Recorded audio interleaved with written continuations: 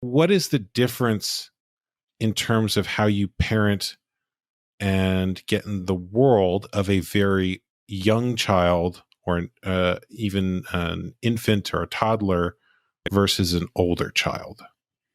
Okay, so I've worked with everybody from 2 to 20.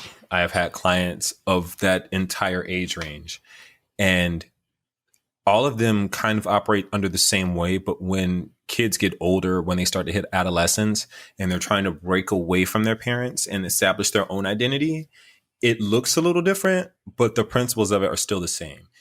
It's all about how you're building the relationship. How are you? Because it's not enough that you just say you can come to me for anything. They're not going to come to you for anything because they want to try to figure it out themselves. And that's good. They're trying to gain independence.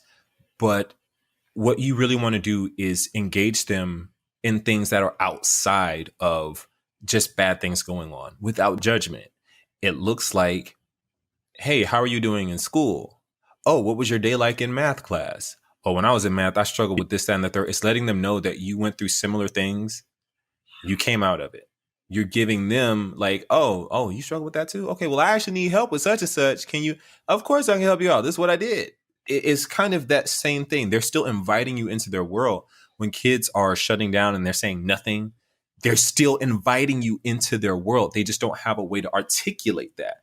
But they still are trying to communicate, hey, I need help with something. Come into my world. Hey, this really incredible thing is happening. Come into my world. It looks differently, but that's because they don't have the ability, especially at like the ages of 13 to 16, they don't have the vocabulary to really express what they're feeling because of hormones, which have never existed before. So they're like, I don't know what I feel. I feel a lot of really weird things right now. I don't want to be shamed for saying it. Help. So it can look like shutting down. It can look like saying whatever. It can look like having an attitude. Those are still ways that they're trying to invite you into their life. And it looks like giving them just enough space to let them know that you're still there, but then also like, okay, wait, what's actually going on? It's about asking questions, not in a judging way, but in a way that gets them to understand that you're stepping into their world and you want to play the game with them. That's how I work with my students. Any of them, any of my clients, any of my students, they can be having the worst day. They tell me everything because I have that level of rapport with them. And how do you build that level of rapport? Asking questions and being there. Being not judgmental, because you can be the funniest, goofiest, weirdest parent that's so cringe and they still want to come with you and hang out with you. They can be the most defiant, angry, different child from you and still want you in their life. You have to sit and observe their behavior and see what their behavior is trying to communicate and just be literally, it's as easy as being there and not judging. As soon as you input any type of judgment, they're going to shut down and they're going to put a wall up. But if you say for instance, they did something bad, like they're struggling on a test. If they feel like you're going to judge them for failing a test, they're not going to come to you. They will put a wall up and you will not be invited back into that life. When you say, hey, you're struggling. Dang, this looks like you need some help. I struggle with the same thing. Let me come in. It's just communicating. Every behavior is a communication. And so you have to take that information, accept it, and then communicate back without judgment. That's really as simple as I can make it.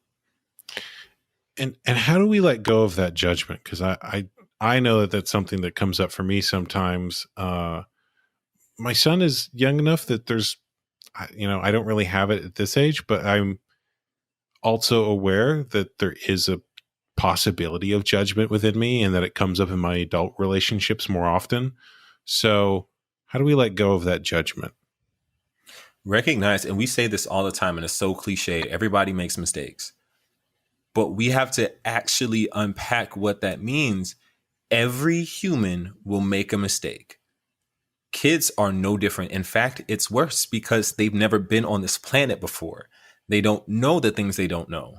So judging them for making poor choices because you wouldn't make it doesn't really help them. Judgment does not help anybody, right? Because it's not changing the behavior. If you want to see behavior change, judgment isn't going to do it. If you want to see behavior change, you're going to have to work to change the behavior by giving them a skill so that the behavior doesn't increase, right? If a child is failing at math, you don't yell at your kid or beat your kid or ground your kid. That's not helping them get better at math. That's just punishing them for not knowing how to do it. I didn't get good at math until like my sophomore year of college after I failed 8 math classes. Excuse me. It wasn't until I had a teacher who said, you can't study math. You don't understand how to study it. Showed me how to study it, that I started passing my math classes. I was given the skill necessary to do it. So you can't judge a child who literally doesn't know or hasn't had enough practice to master the skill to know not to make that same mistake again. The next part is practicing. You can't tell somebody something once and think they're going to get it. Seldom does that happen. You have a trainer at your job who sits and watches you do something and corrects you when you do it wrong again and again until you master it before they let you off and do it on your own. The same thing applies to a child. We have to look at skills in terms of mastery.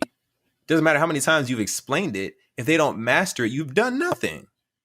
So don't judge. Recognize that they're children. They're learning. You made mistakes. Your parents made mistakes. Mistakes go all the way back to the first humans. That's okay. They can learn. Give them the tools necessary to learn.